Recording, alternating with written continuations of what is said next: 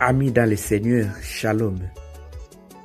Depuis la reprise du temps ordinaire, la liturgie nous propose des passages où Jésus se trouve à Capharnaüm, enseignant et guérissant toutes sortes de maladies.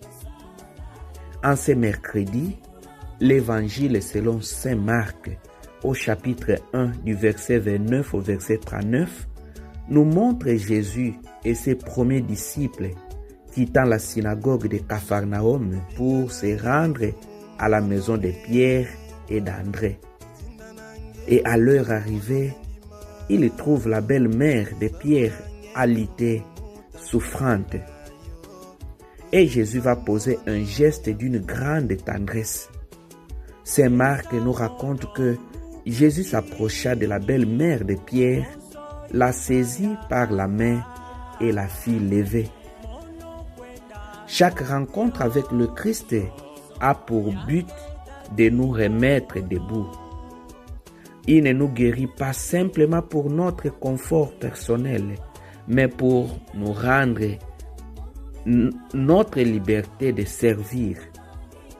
Et c'est la réaction immédiate de la belle-mère de Pierre.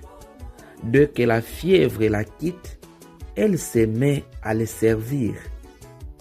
La guérison, amis dans le Seigneur, est un appel à la mission, au service des autres. Le soir venu, toute la ville se presse à la porte. Jésus guérit, console et libère. Mais face à ces succès fulgurants, face à cette popularité qui pourrait le retenir à Capharnaüm, Jésus prend plutôt une autre décision. Il ne veut pas se laisser enfermer par les succès. Alors qu'il faisait encore sombre, il s'en va dans un lieu désert pour prier. Et c'est là le secret de son action. Sa force ne vient pas de l'applaudissement des foules, mais de son intimité avec le Père. Il refuse de devenir un faiseur de miracles local afin de rester le sauveur du monde.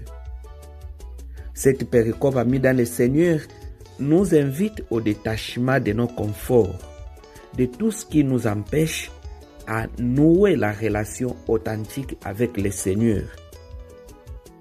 Demandons aujourd'hui la grâce de vivre ce double mouvement.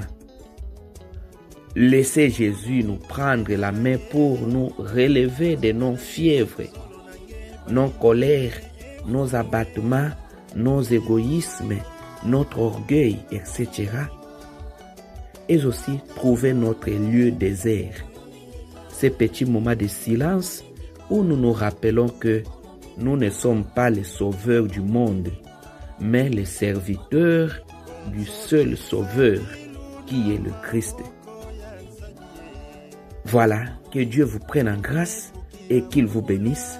À nous revoir à la prochaine vidéo.